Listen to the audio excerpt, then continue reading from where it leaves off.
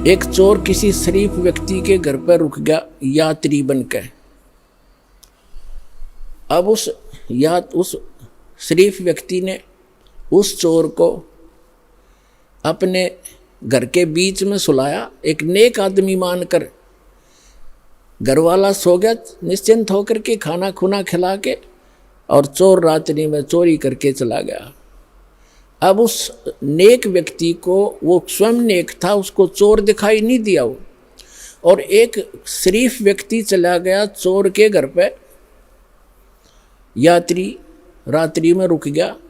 अब वो चोर सारी रात जागता रहा कि कहीं ये रात ने तेरी चोरी ना कर ले, और वो शरीफ आदमी खा कर खाना सामने सोया था और सुबह आराम से उठा, और चोर सारी रात जागता रहा कहीं ये रात ने चोरी ना कर ले जा, क्योंकि उस शरीफ व्यक्ति में वो दुष्ट चोर अपनी ही परछाई देख रहा था, अपना ही दोष देख रहा था।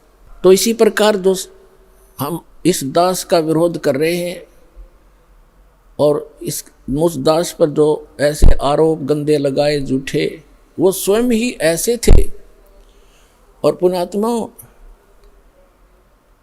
आप देख रहे हो क्रोथा आश्रम सरकार के पास रहा 7 वर्ष, उसको लुटवा दिया, करोड़ों की संपत्ति भक्तों के दान का नाश करवा दिया, सारा लुटवा दिया। और आज परमात्मा ने हमें क्या दे रखा है, और जो ऐसा बताते हैं, सुनने में आ रहा है कि जो उस परमात्मा के सच्चे स्थल से कोई सामान उठा कर ले गया था, उनका सर्वनाश होने जा रहा है। एक ने बताया कि एक हमारे गांव में उठा कर ले गया था पुलिस वाला, तो उसके पुत्र का विवाह हुआ। वो लड़की ने आकर देखा कि तुम ये चोरी का सामान एक संत के दरबार का उठा कर लाए हो। वो लड़की उनको तलाक दे दिया कि मैं तुम्हारे जैसे दुष्टों के घर पर नहीं आऊँगी। 2 महीने के बाद उसका अपना पुत्र विष खाकर मर गया, इकलौता पुत्र था, उसका सर्वनाश हुआ। तो पुण्यात्माओं, हम किसी को बद्दुआ नहीं देते, लेकिन भगवान का जो तराजू है वो एररलेस है। मन तू पावेगा अपना किया रे, भोगेगा अपना किया रे। अब जैसे एक बिच्छू दरिया में बहता हुआ आ रहा था, और एक संत भक्त स्नान कर रहा था दरिया में। उसने देखा ये जीव डूबेगा मरेगा, उसने ऐसे हाथ में उठाया, उसको बाहर फेंकना चाहा, बिच्छू ने डंक मारा और पानी में गिर गया। उसने फिर उठाया, उसने फिर डंक मारा और पानी में उछल गया।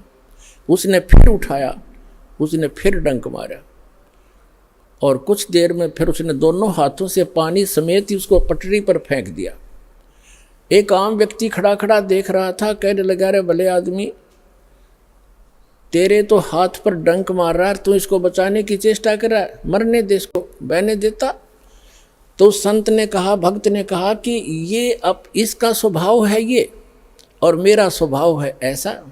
हमारा परमार्थ करने का स्वभाव है और बिच्छू का डंक मारने का स्वभाव है। जब ये अपना स्वभाव नहीं छोड़ सकता तो मैं कैसे छोड़ दूं? तो पुण्यात्माओं, जो दुष्ट लोग हैं वो तो बिच्छू हैं, वो तो डंक मारते रहेंगे, लेकिन आप संत भी हो। और जो तो को काटा बोवे ताको बो तू फूल, और तोहे फूल के फूल हैं वाको है त्रिशूल। एक समय की बात है, एक चोर चला गया किसी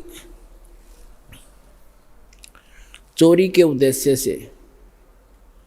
उसने एक गरीब किसान का बैल चोरी कर लिया, अकेला एक ही बैल था उस गरीब व्यक्ति के, लेकिन वो भक्त था, भगवान का भक्त था, परमात्मा से डरने वाला था, दान धर्म करता था, गुरु जी की शरण में जाता था। परमात्मा आते रहते हैं, कोई भेष बदल कर कहीं ना कहीं संत की लीला करते रहते हैं, कबीर भगवान। उसकी एक ही बैल था गरीब के, उसी को चोरी कर ले गया। अब उस चोर ने, जैसे वो 100 रुपये का बैल था, उसने तो 20 रुपये में बेच दिया, उसका कौन सा धन था, बेचकर, और पुराने समय की बात है, उसको कर दिया वो खा खर्चे। उसने देखा, कुछ दिनों के बाद वो फिर गया, इधर उधर देखा, कहीं दाव लगा नहीं। उसी किसान के आसपास रात्रि में फिर पहुंचा, उसके झांक कर देखा, उसके दो बैल बंधे थे और किसान आराम से बैलों से दूर सो रहा था अपने ही आंगन में।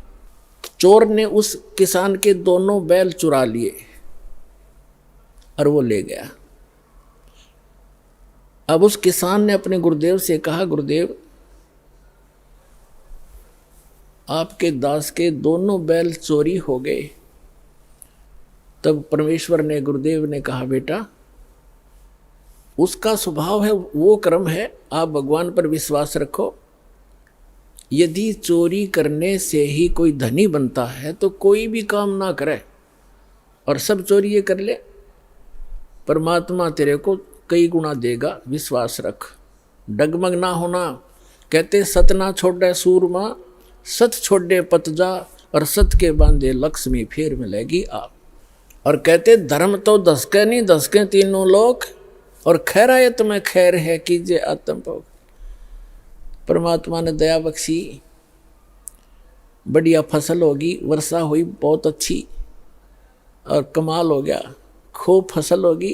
अब 1 वर्ष के बाद वो चोर फिर गया।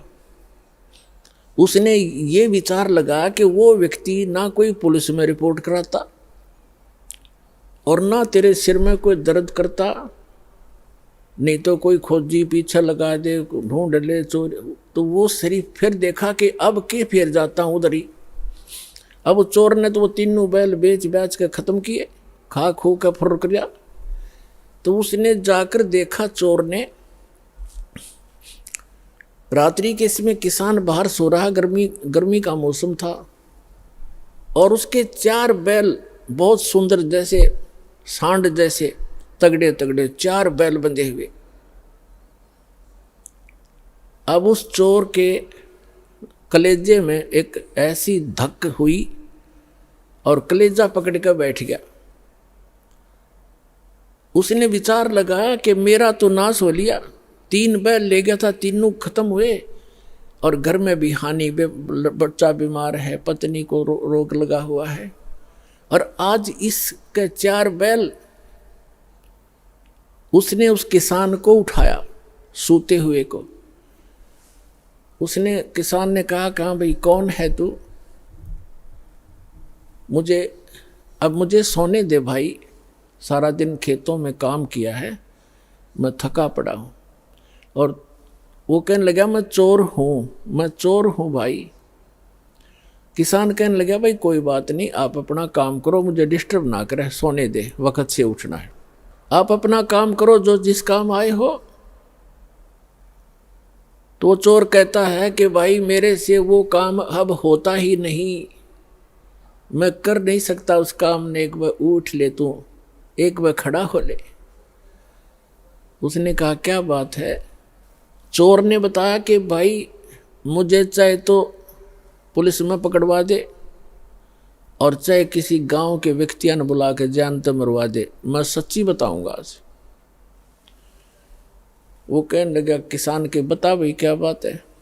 मैं ना तो तेरे को पुलिस में पकड़वाऊं और ना मैं तुझे किसी से पिटवाऊं, भाई तो क्या करना चाहते हो बताओ। उसने कहा कि मैं आपका पहला बैल भी मैं चुरा कर ले गया था, और तेरे दूसरे जब फिर मैं दूसरी बार आया तो आपके 2 बैल थे बहुत सुंदर, और मेरे उस एक, वो भी मेरा वैसे ही विनाश हो लिया था, वो भी खर्च हुए। दूसरी बार आपके दोनों बैल भी मैं चुरा कर ले गया था, और मेरे पास आज खाने को दाने नहीं, और तेरे पास 4 बैल खड़े हैं, मुझे युवराज बता दे, ऐसा गरीब आदमी तू कैसे लाया 4 बैल? तब उसने कहा भाई अब सुन ले मेरी, मैं कहाँ से लाया? मैंने गुरु बना रखे हैं और वो परम संत भगवान आए हुए हैं, मैं उनका सेवक हूँ, उनकी आज्ञा का पालन करता हूँ, और ऐसे कर आप भी दीक्षा ले लो, परमात्मा धनी करेगा तब धनी बना करते हैं। तो उसने कहा ठीक है भाई, मैं दीक्षा ले लूँगा। अपने गुरुदेव के पास लेकर गया वो किसान उसको कि गुरुदेव एक भक्त आया है, आपका दास आया है और ये दीक्षा लेना चाहता है आपसे। अच्छा बेटा दीक्षा ले लो। तो गुरुदेव ने बताया कि बेटा चोरी नहीं करनी, मांस नहीं खाना, शराब नहीं पीना। तो उसने कहा महाराज मैं बड़ा दुष्ट व्यक्ति था और आपके इस देवता के मैं तीन बैल चुरा कर ले गया था, मेरा तो नाश हो गया, मेरा बच्चे भी बीमार, मेरी पत्नी को भी रोग है और आपके इस बच्चे के 4 बैल बंधे। तो उसने कहा बेटा कोई बात नहीं, अनजान में गलती ना जाने किस किस पे हो जाती है और फिर सुधर जाओ, इंसान ही होता है। और बेटा भगवान देता है तभी धनी हो सकता है, ऐसी बकवादों से धनी नहीं हो सकता। उसको दीक्षा दिलवा के उस चोर को, अब तो भक्त बन गया। कहते हैं हर सुमरे सो हंस कहावे, कामी क्रोधी कागरे। भक्ति करे तो भक्त हो गया, चोरी करे था चोर था, अब भक्त बन गया।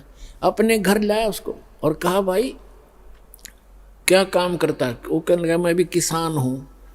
भाई ठीक है, ऐसे कर 1 बैल ले जा तू और एक अपना किसी और से जुगाड़ करके कर लिए, 1 बैल ले जा और अपना कमा ले।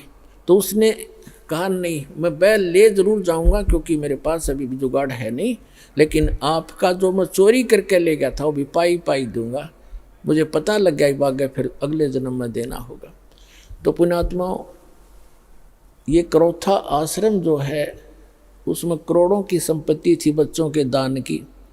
इन दुष्ट प्रशासन वालों ने, हरियाणा के मुख्यमंत्री आर्य समाज जी है और उन जो हमारा विरोध कर रहे हैं वह भी आर्य समाज के जो आचार्य वगैरह हैं, उनकी दुकानें बंद होने लगी थी क्योंकि मैं इस दास ने इस नकली महर्षि दयानंद के सत्यार्थ प्रकाश के अज्ञान को वेदों से तुलना कर दी और उसका वो कैसा समाज सुधारक था उसी के इतिहास में लिखा हुआ इन्हीं आर्य समाज के आचार्यों का जीवनी वह दिखा दी। शराब यू भांग यू पीवे, भाई तमाकू यू सूंगे, हुक्का यू पीवे, भांग पीवे, चाय पीवा तो कम से कम अब रंग बसम खावे। और वेदों से तुलना कर दी कि सत्यार्थ प्रकाश नाम का जो सदग्रंथ है उसमें लिखा तो ये है कि शास्त्र वेदों के अनुसार मैंने इसकी रचना की है, वेद के टोटली विरुद्ध है। और ऐसी बेहुदी बातें लिखी है, मैं आपको बताती हूँ मुझे शर्म आती है उसमें क्या लिखा। तो ये इसलिए बताया था दास ने कि ठीक है गलती सब पर हो जाती है, दास को वो ज्ञान हुआ, आप भी भगवान के बच्चे हो सभी, एक दयानंद की नहीं, इस दास ने सभी संत और पंथों की वह जो अज्ञान था सदग्रंथों से जांच करके जनता को दिखा दिया, जिसका परिणाम ये है लाखों की संख्या में उमड़ कर आ रहे। तो जिस कारण से उनको ये चिंता बन गई इन आचार्यों को, आर्य समाज के आचार्यों को, प्रधानों को, कि जिन आर्य समाज के व्यक्तियों से तुम चंदा ले लेकर अपनी दुकानें चला रहे हो, यदि उनको पता लग गया कि सत्यार्थ प्रकाश इतना बेहुदा ग्रंथ है और ये महर्षि कहते हैं आसपास भी नहीं था दयानंद, तो फिर ये सभी उनके अनुयायी रामपाल के पास चले जाएंगे और उनका कल्याण हो जाएगा। ये कल्याण नहीं चाहते, जानबूझ साची तजर करे झूठ ते दे और ताकि संगत है प्रभु सौपन में भी ना दे।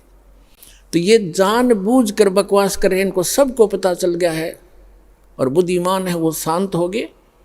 और ये दुष्ट टाइप के लोग अभी भी विरोध कर रहे हैं। ये तो वो हैं परमात्मा कहते हैं हाथी डर माने नहीं, जय स्वान भुकाही और सत्संगी संग ना तो जय चतराम बसाई।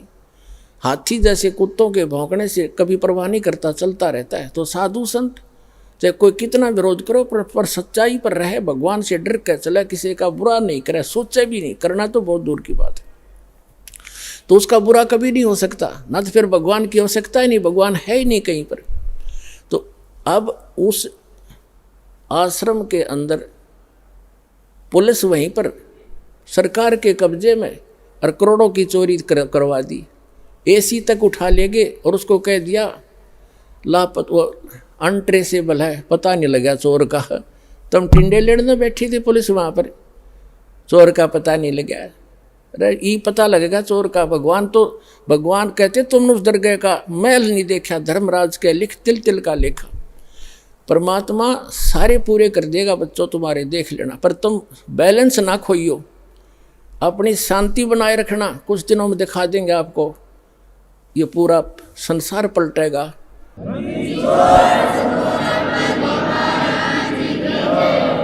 और परमात्मा ने उससे 4 गुना तो यहाँ दे दिया आश्रम, और मध्य प्रदेश के अंदर इससे भी दुगना आश्रम 24 एकड़ का, 22 एकड़ का MP के अंदर दे दिया, और उससे भी ज़्यादा भर दिया। और पुण्यात्माओं, समर्थ का शरणाग हो, रंग होरी हो, कबू न हो काज राम रंग होरी हो। समर्थ की शरण में रहो, उसका कभी बुरा नहीं हो सकता। कभी हमने किसी का बुरा नहीं सोचना। जिन्होंने हमारे साथ जुल्म किए हैं, हम उनका प्रतिशोध नहीं रखेंगे, ना रखना मन में। फिर भगवान रूस जाएगा, उसका फिर ऑपरेशन खत्म हो जाएगा अगर आप उसका बदला लेना चाहोगे। कभी नहीं सोचना, भगवान पर छोड़कर चलो, अपना बचाव रखो।